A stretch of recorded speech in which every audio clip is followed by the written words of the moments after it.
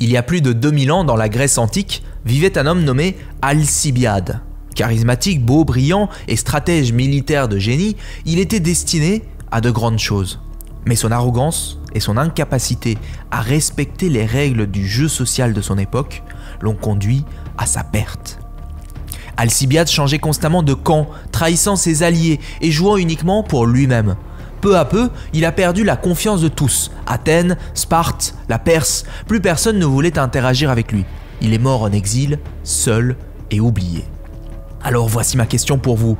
Et si les jeux sociaux déterminaient non seulement notre réussite, mais aussi la qualité de nos relations et au final, notre bonheur ? Je suis Julien Kim, formateur en développement personnel et fondateur de l'école Vivre Mieux.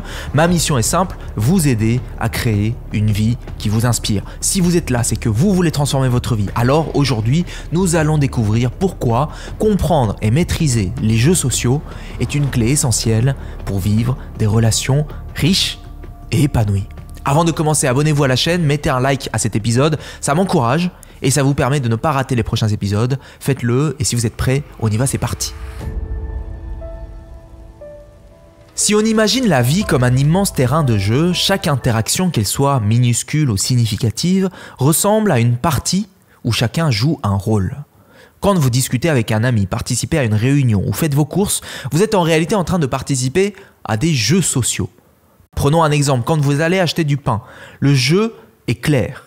Vous entrez dans la boulangerie, vous dites bonjour, vous passez votre commande, vous payez et en retour vous recevez votre pain, accompagné souvent d'un sourire. C'est un jeu d'échange avec des règles qui sont implicites. Mais si vous ignorez ces règles, par exemple si vous entrez sans saluer, si vous critiquez bruyamment le prix ou si vous refusez de payer, vous cassez l'équilibre de ce jeu. Et qu'est-ce qui se passe? Vous risquez de ne plus être bienvenu. Ces règles implicites sont partout. Elles structurent nos échanges et permettent de maintenir une harmonie dans nos interactions. Pourtant, elles ne sont pas toujours évidentes, surtout dans des contextes qui sont plus complexes. Quand je travaillais comme consultant en stratégie, j'ai découvert l'importance de ces jeux sociaux dans un contexte professionnel. Un de mes clients semblait toujours insatisfait, peu importe la qualité de mes analyses ou la rigueur de mes arguments. Et j'ai fini par comprendre que le but du jeu social auquel il était en train de jouer n'était pas d'obtenir les bonnes solutions, mais aussi de se sentir valorisé pour ses propres idées. Le jour où j'ai adapté mon approche, en reconnaissant d'abord ses propositions, puis en lui apportant des compliments, tout a changé. Il était satisfait non seulement des résultats, mais aussi de notre interaction. Donc la vie est une succession de jeux sociaux comme celui-ci. Chaque interaction a un objectif implicite et des règles qui ne sont pas proprement énoncées. Si nous ne prêtons pas attention à ces dynamiques, nous risquons de briser les connexions ou de passer à côté d'opportunités relationnelles. Mais la bonne nouvelle, c'est que vous avez ce qu'il faut pour réussir dans ces jeux. Vous avez la capacité naturelle d'observer, d'écouter et d'apprendre à lire ces règles qui ne sont pas explicitement présentées. Essayez dès aujourd'hui. Lors de vos prochaines interactions, posez-vous cette question. Quel est le but de cette interaction?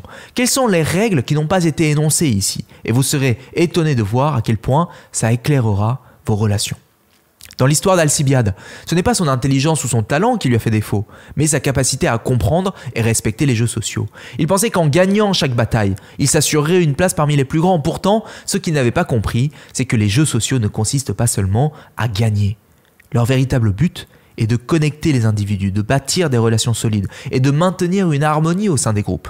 Les jeux sociaux jouent un rôle crucial dans nos vies. Ils nous permettent d'appartenir à un groupe, que ce soit dans une famille, une entreprise, un cercle d'amis. Ces jeux nous aident à trouver notre place et à tisser des liens.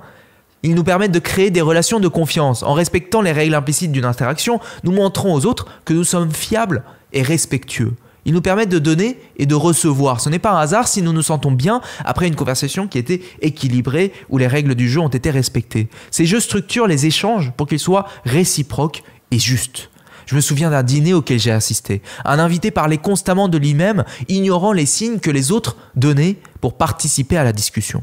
Peu à peu, les gens ont arrêté de l'écouter. Et ce n'était pas une question de savoir si ce qu'il avait à dire était super intéressant ou non. Non, les gens ont simplement arrêté de l'écouter. Le cercle s'est resserré et lui s'est retrouvé isolé.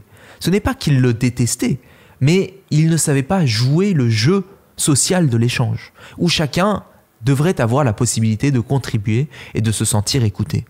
Si vous ne comprenez pas ou si vous ne respectez pas ces dynamiques, vous risquez de vous retrouver exclu, comme cet invité ou comme Alcibiade. Mais si au contraire vous les maîtrisez, vous devenez une personne avec qui les autres aiment interagir, celle qu'on veut avoir dans son cercle, que ce soit au travail ou dans la sphère privée personnelle. Contrairement à ce qu'on pourrait penser, les jeux sociaux ne sont pas là pour nous oppresser, pour nous manipuler, mais ils sont un outil essentiel pour organiser nos interactions et enrichir nos relations.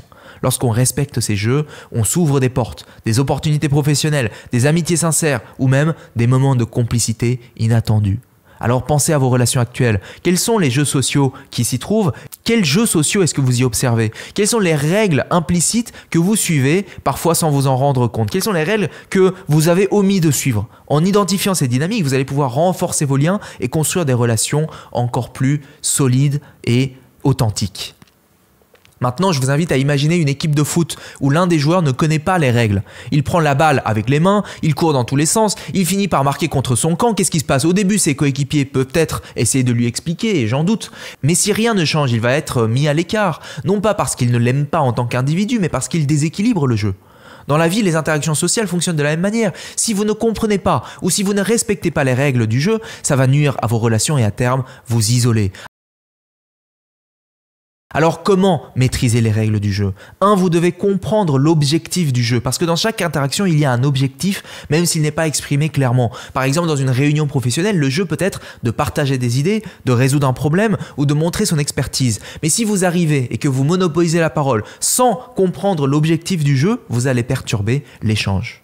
Une fois, lors d'une réunion importante, j'ai vu un collègue insister pour imposer ses idées parce qu'il a considéré que son idée était la bonne sans prendre en compte les objectifs des autres. Résultat, l'équipe était frustrée et le projet avançait moins bien.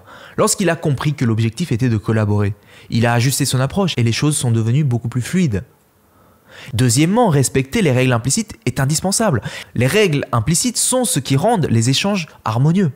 Ça peut être aussi simple que laisser les autres parler à leur tour, ne pas critiquer gratuitement ou montrer de l'intérêt pour ce que l'autre dit. Moi, je me souviens d'une situation où j'ai moi-même enfreint l'une de ces règles. Pendant un repas de famille, je pensais bien faire en donnant des conseils à tout le monde. Mais à un moment donné, j'ai senti que les gens devenaient plus distants. J'avais oublié que dans ce contexte, le jeu était basé sur le partage et peut-être simplement ressentir le plaisir d'être ensemble, non pas sur la résolution de problèmes ou de donner des conseils non sollicités. Le but ultime n'est pas de gagner, mais de rester dans le jeu.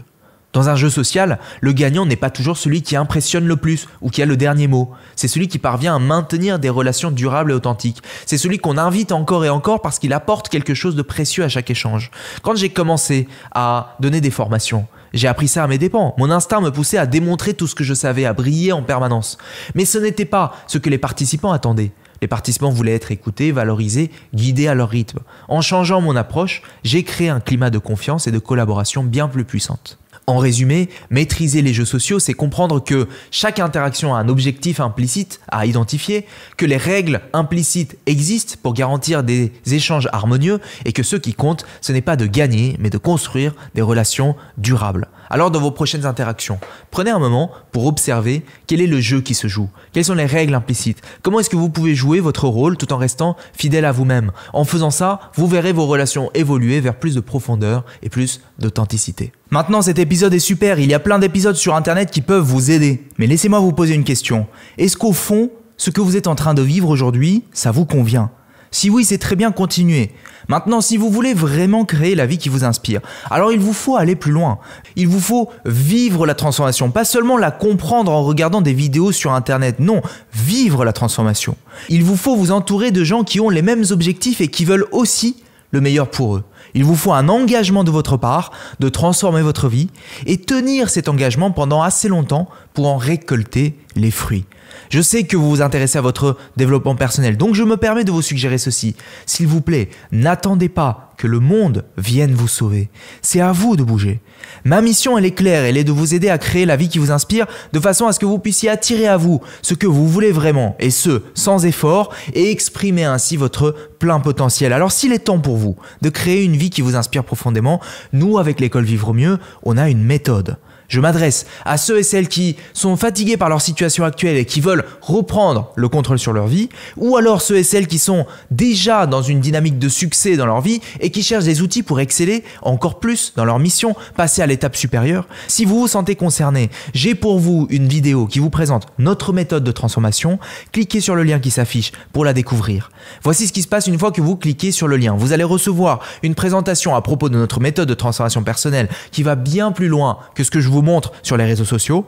Vous pourrez voir si le parcours qu'on vous propose est adapté pour vous ou non et vous recevrez en bonus, quoi qu'il arrive, 3 guides PDF gratuits à télécharger qui contiennent des protocoles que j'utilise pendant mes accompagnements en individuel que vous pouvez appliquer dès maintenant. Donc cliquez sur le lien pour recevoir la présentation et en bonus les 3 guides PDF et démarrer votre démarche de transformation avec nous. C'est tout pour cette semaine, c'était Julien Kim, prenez bien soin de vous.